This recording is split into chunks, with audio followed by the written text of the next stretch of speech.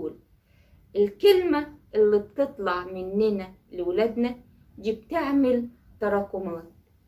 فهل انت حصل جواكي تراكم احساس بالفشل؟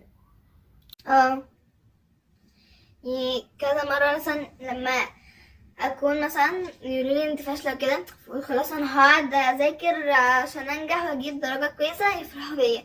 فلما انجح بروح لهم بالدرجة دي، حاسين ان هي عادي، فهي لازمتها ايه؟ ما إن انا لو انا نجحت هي نفس النتيجة بتاعت لو انا سقطت مثلا او جبت درجة مش حلوة. يعني زي ما بنعرف نقول الكلمة اللي فيها انتقاد او الكلمة اللي تجرح، يا ريت نعرف نقول الكلمة اللي ترفع معنويات ولادنا. لغة الحوار، الكلام اللي بينك وبين الأسرة هو اللي بيشجعك على انك